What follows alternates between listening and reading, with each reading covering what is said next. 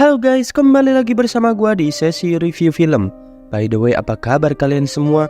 Semoga kalian sehat selalu, dan bagi kalian yang masih jomblo, semoga kalian segera mendapatkan pasangan. Pada kesempatan kali ini, gua akan membawakan alur cerita film berjudul Lucy. Film ini menceritakan tentang seorang mahasiswa cantik bernama Lucy yang terjebak dan ditipu oleh para kriminal. Seperti biasa, film ini full spoiler. Kalau kalian nggak suka kena spoiler, mending tonton dulu filmnya. Jangan lupa ambil cemilan dan kopimu. Tanpa berlama-lama lagi, mari kita mulai alur cerita film Lucy 2014.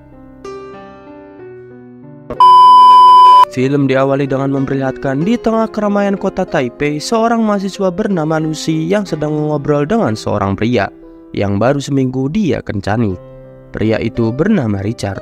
Richard memohon kepada Lucy agar mau membantunya mengantarkan sebuah koper ke dalam hotel dan memberikannya kepada seseorang yang bernama Mr. Zheng. Lucy yang sempat curiga akhirnya bersedia membantu Richard. Apalagi Lucy juga tidak tahu apa isi koper tersebut. Richard lalu mengaku kalau dia mendapatkan upah $1.000 untuk mengantarkan koper itu. Namun ternyata dia mempunyai masalah dengan Mr. Zheng. Dia meminta bantuan Lucy untuk mengantarkannya. Dia berkata akan membagi upahnya kepada Lucy separuhnya. Meski diiming-imingi imbalan, Lucy tetap menolaknya. Namun tiba-tiba Richard memasangkan borgol ke tangan Lucy yang dikaitkan ke koper itu. Lucy pun panik, lalu Richard menjelaskan kalau dia tidak punya kunci borgol itu dan hanya Mr. Zheng lah yang memilikinya. Lalu Richard memberikan uang sebesar $500 kepada Lucy dan menyuruhnya untuk masuk ke dalam hotel. Lucy yang tidak punya pilihan lain lalu melangkah masuk ke dalam hotel. Di dalam, Lucy bertanya kepada resepsionis bahwa dia ingin menemui Mr. Zheng. Namun alangkah mengejutkannya, beberapa orang algojo datang menemui Lucy. Tiba-tiba dari kejauhan Lucy melihat Richard ditembak di dadanya. Lucy pun ketakutan, lalu dia dibawa oleh para algojo itu untuk masuk ke dalam hotel. Scene berpindah di sebuah kamar hotel. Lucy kemudian ditemui sang pemimpin geng yang bernama Mr. Zheng. Di atas meja, dia menuliskan sebuah kode. Ternyata itu adalah kode untuk membuka koper yang ada di tangan Lucy. Lalu dia berjalan menjauhi Lucy. Mr. Zheng yang berdiri di depan pintu menyuruh Lucy untuk membuka kopernya. Kemudian dia dan anak buahnya berlindung dari sesuatu yang mungkin saja bisa meledak dari koper itu. Di sana Lucy semakin panik dan merasa ketakutan. Lalu anak buah Mr. Zheng menodongkan sebuah pistol ke arah Lucy dan mengancamnya untuk segera membuka koper itu. Sambil gemetaran, Lucy pun akhirnya membuka koper tersebut. Setelah terbuka, tidak terjadi apa-apa. Ternyata isi dari koper itu adalah 4 bungkus bubuk berwarna biru. Lalu Mr. Zheng kembali masuk ke dalam ruangan anak buahnya dan menyeret seseorang untuk duduk di depan Lucy. Lalu dia menyuruh orang itu untuk menyedot bubuk biru tersebut. Setelah disedot, pria itu bereaksi dan beberapa saat kemudian pria itu tertawa terbahak-bahak. Lalu Mr. Zheng pun mengheadshot kepalanya menggunakan pistol. Mr. Zheng lalu menawari Lucy sebuah pekerjaan. Lucy dengan lugas menolaknya. Namun dia malah dipukul hingga pingsan. Di tempat lain, seorang pria bernama Profesor Norman sedang melakukan presentasi di depan ratusan orang. Dan dia menjelaskan hasil penelitiannya yang menyebutkan jika selama ini dengan semua kemajuan yang telah diraih dari dulu sampai sekarang oleh umat manusia di dunia hanya memakai 10% dari kemampuan otaknya saja. Dan satu-satunya makhluk hidup yang menggunakan kemampuan otaknya lebih dari manusia adalah lumba-lumba. Lumba-lumba menggunakan 20% kapasitas otaknya, membuatnya bisa memetakan lokasi dirinya dan kawanannya secara tepat, serta dapat berkomunikasi dengan gelombang sonar yang sangat canggih, seperti telepati antar sesama lumba-lumba. Scene kembali di tempat Lucy. Lucy yang baru saja terbangun di dalam sebuah kamar. Dia terkejut saat melihat bekas luka yang ada di perutnya, yang telah dibungkus menggunakan perban. Lucy kemudian diseret keluar kamar di hadapan Mr. Zheng. Lucy diberitahu kalau di dalam perutnya terdapat sekantung plastik narkoba jenis baru yang bernama CPH4. Lalu 3 orang pria kemudian dibawa masuk ke dalam ruangan tersebut. Dan ternyata mereka juga memiliki luka di perut yang sama dengan Lucy. Lucy dan 3 orang lainnya ternyata mereka akan dijadikan sebagai kurir narkoba. Masing-masing dari mereka akan diberikan paspor untuk pergi ke berbagai negara di dunia. Mr. Zheng memperingatkan jika mereka berani kabur atau melaporkan polisi, maka seluruh anggota keluarga mereka akan dibantai oleh geng tersebut. Lalu dengan kepala yang ditutup kain hitam, mereka pun dibawa pergi. Singkat cerita, penutup kepala Lucy pun dibuka. Di suatu tempat di hadapan Lucy ada seorang dongo bertato yang tertarik dengan tubuh Lucy yang aduhai itu. Namun Lucy melawan. Karena kesal, orang dongo itu pun memukul Lucy. Dan tidak cuma itu, si dongo juga menendang Lucy berkali-kali hingga Lucy kesakitan. Dan si dongo itu pun kemudian pergi meninggalkan Lucy di dalam ruangan tersebut. Akibat tendangan si dongo, perut Lucy berdarah. Dan ternyata paket narkoba di dalam perut Lucy pecah. Sehingga terjadi reaksi yang mana obat narkoba itu menyebar masuk ke dalam pembuluh darah Lucy dengan cepat sampai ke otak Lucy. Hal aneh pun terjadi. Lucy yang kejang-kejang merembat ke dinding bagaikan Spiderman yang kesurupan. Di tempat lain, Profesor Norman menjelaskan jika manusia bisa mengakses 20% kapasitas otaknya, maka dia bisa mengontrol setiap sel yang ada di tubuhnya sendiri dan menyempurnakan setiap indera. Dan jika berhasil mengakses 40% kapasitas otaknya, orang itu akan mampu mengontrol tubuh orang lain. Lalu, kemudian mengontrol benda-benda yang ada di sekitarnya. Kemudian, ada salah satu mahasiswa yang bertanya, bagaimana jika manusia bisa mengakses 100% kapasitas otaknya? Profesor Norman pun kemudian menjawab kalau dia tidak bisa membayangkannya. Di tempat lain, Lucy pun akhirnya terbangun dan dia kemudian duduk di sebuah kursi. Beberapa saat kemudian, seorang anggota geng masuk ke dalam ruangan itu. Di depan pria itu, Lucy membentangkan pahanya. Melihat hal itu, pria itu pun mendekati Lucy dengan muka yang sangat cabul. Lalu Lucy pun menghajar pria itu hingga akhirnya ia bisa membebaskan diri. Lalu Lucy mengambil sebuah pistol dan kemudian keluar dari ruangan itu. Lalu Lucy menembak beberapa orang geng yang ada di sana. Kemudian dia ngebaduk makanan yang ada di meja. Lucy lalu mengambil peluru yang menancap di tubuhnya tanpa merasakan sakit sedikit pun. Lucy kemudian mengambil beberapa senjata milik anak buah Mr. Zheng tersebut dan meletakkannya di dalam sebuah tas. Lucy pun kemudian pergi dari sana. Lalu Lucy mengancam seorang supir taksi dan menyuruhnya mengantarnya menuju suatu tempat. Di jalanan, Lucy merasa aneh dia bisa mendengar percakapan orang-orang dari kejauhan dengan sangat jelas. Lucy pun kini sampai di sebuah rumah sakit. Di dalam rumah sakit, ia kembali merasa aneh. Dia bisa mengerti tulisan-tulisan dan simbol-simbol yang ada di sana. Lalu ia masuk ke dalam ruangan operasi. Di dalam terdapat dokter yang sedang mengoperasi pasiennya. Di layar monitor, Lucy tampak melihat hasil scan otak dari pria yang sedang dioperasinya. Dan menyadari suatu hal, Lucy kemudian menembak mati pasien itu. Lalu Lucy menjelaskan kalau si pasien tidak mungkin bisa diselamatkan. Tumor di kepala pasien tersebut sudah menyerang kulit otak dan sisi tulang belakangnya. Lucy kemudian menyuruh sang dokter untuk membantunya mengeluarkan bungkusan plastik dari perutnya. Tanpa dibius, dokter itu mulai membedah perut Lucy. Sambil dioperasi, Lucy menelpon ibunya. Lucy menjelaskan kepada ibunya saat ini dia merasakan hal yang aneh karena Lucy bisa mengingat semua dari sejak dia dilahirkan sampai sekarang. Bahkan rasa ASI ibunya pun masih bisa ia rasakan. Lucy bisa merasakan gravitasi, perputaran bumi, sampai aliran darah yang ada di dalam tubuhnya. Seolah-olah Lucy bisa menggerakkannya sesuka hatinya. Lucy mengungkapkan rasa sayang dan terima kasihnya kepada orang tuanya. Setelah sekantung narkoba biru itu berhasil dikeluarkan, sang dokter bertanya apa itu. Lucy lalu menjelaskan kalau itu narkoba baru dengan nama ilmiah CPH4. Sang dokter yang mendengarnya pun terkejut. Dokter itu menjelaskan kalau seorang wanita pada minggu ke-6 kehamilannya, ia memproduksi CPH4 di perutnya dengan jumlah yang sangat kecil. Namun, zat itu bagi si bayi adalah sebuah energi yang sangat kuat, hingga bisa membantunya membentuk struktur tulang di dalamnya. Dokter itu pun terkejut ada sebuah geng yang bisa membuat CPH4 sintetis. Dokter itu juga takjub mengetahui Lucy masih bisa hidup dengan adanya CPH4 dengan jumlah yang banyak di dalam tubuhnya. Lucy kemudian berjalan keluar. Di luar, secara aneh Lucy bisa melihat sebuah pohon di depannya melakukan proses fotosintetis. Lucy kemudian pergi masuk ke dalam hotel di mana markas Mr. Zheng berada. Lalu Lucy menembak anak buah Mr. Zheng dan ia terus berjalan untuk masuk ke dalam ruangan Mr. Zheng. Di depan Mr. Zheng, Lucy menancapkan 2 pisau ke tangan Mr. Zheng.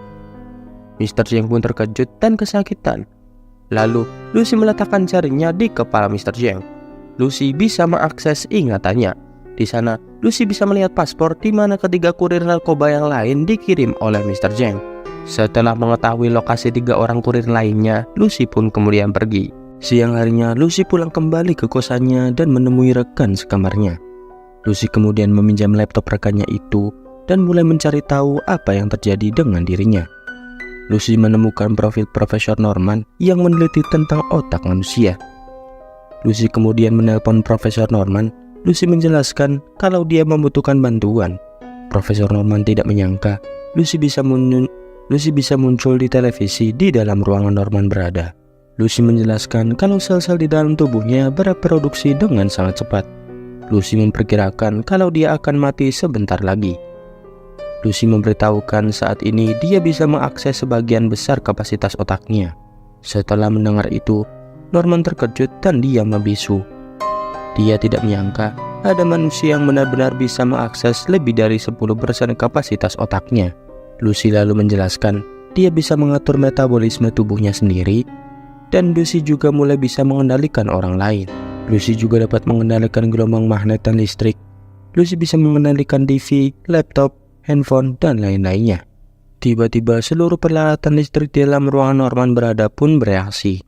Lucy lalu menjelaskan kalau dia tidak merasakan rasa sakit dan emosi sedikit pun. Lucy juga tidak memiliki keinginan apapun saat ini. Dia merasa sudah tidak lagi seperti manusia pada umumnya. Lucy bisa mempelajari semua hal dengan sangat cepat. Semua ilmu pengetahuan sudah dia pahami. Lucy tidak tahu harus diapakan semua itu. Norman kemudian menjelaskan kalau yang harus dilakukan Lucy seperti semua makhluk pada umumnya. Sejak dalam bentuk sel hingga organisme,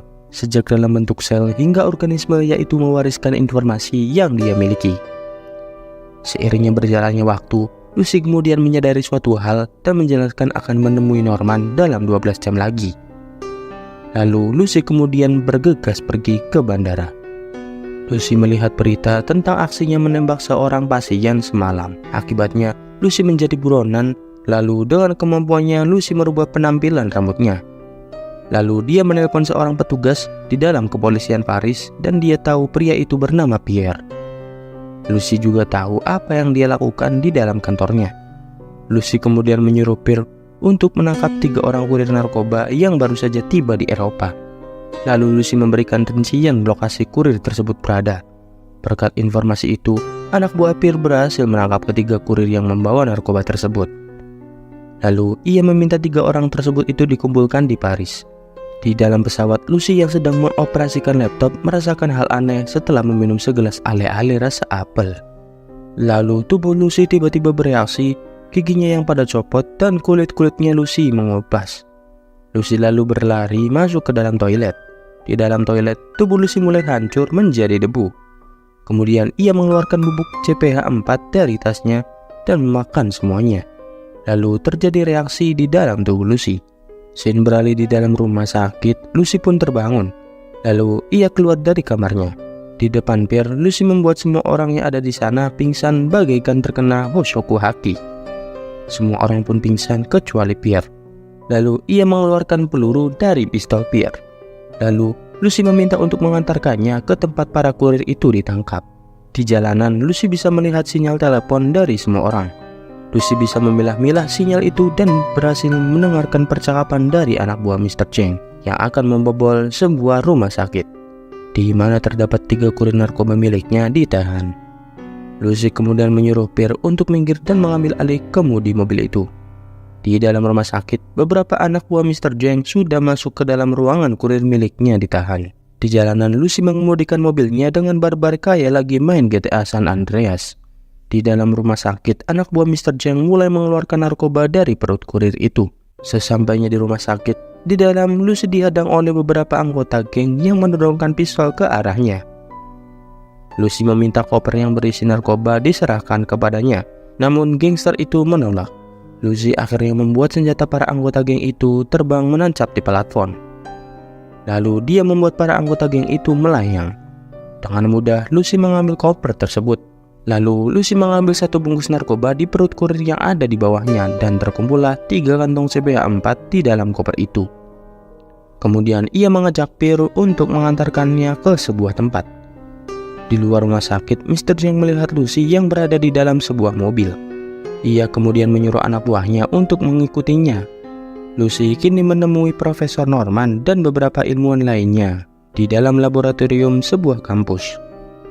Lucy mengatakan kalau dia mengenal setiap orang yang ada di lab itu. Namun ada salah satu ilmuwan yang ragu dengan kemampuan Lucy. Lucy lalu memegang pundak orang itu dan memberitahu rahasia terdalamnya. Orang itu pun kemudian kaget dan percaya akan kemampuannya. Sementara itu Mr. Zheng dan lainnya sudah sampai di depan kampus. Lalu Lucy meminta bantuan Pierre dan anak buahnya untuk mengamankan ruangan laboratorium dari serangan para gangster yang sudah ada di luar. Lucy menjelaskan kalau dia bisa merubah dirinya menjadi bentuk yang dia inginkan. Lucy menjelaskan kalau semua ukuran satuan di dunia tidaklah nyata. Manusia hanya memperkirakannya sesuai dengan kemampuan mereka. Semua sistem sosial yang ada hanyalah sketsa yang dibuat. 1 ditambah 1 bukanlah 2. Bahkan angka-angka dan huruf-huruf sebenarnya tidak pernah ada. Manusia menyimpulkan sendiri agar bisa mengerti akan hal yang sebenarnya tidak dimiliki. Lalu Profesor Norman bertanya, jika dunia tidak diatur oleh hukum fisika, maka kita diatur oleh siapa? Lucy kemudian memperlihatkan gambaran sebuah mobil yang melintas. Jika diulang dan dipercepat hingga sangat cepat, maka mobil yang ada di sana bergerak dengan cepat, sehingga tidak terlihat dan hilang. Lucy lalu menjelaskan satu-satunya unit ukuran yang mutlak di alam semesta adalah waktu. Waktu memberikan bukti terhadap keberadaan materi. Tanpa waktu, semua yang ada di alam semesta tidaklah nyata. Di dalam kampus, Mr. Zheng dan anak buahnya mulai beraksi. Mereka menyerang para anggota polisi yang sedang berjaga dengan membabi buta. Di dalam, Lucy memerintahkan semua ilmuwan yang ada di sana untuk mencairkan CPH4, lalu dimasukkan ke dalam infus dan dialirkan ke dalam tubuhnya. Lalu Lucy berkata kalau dia akan membentuk sebuah komputer dan menyimpan semua pengetahuannya di dalam sana. Di depan laboratorium, Pierre dan pasukannya menghadapi Mr. Zheng dan anak buahnya yang akan masuk.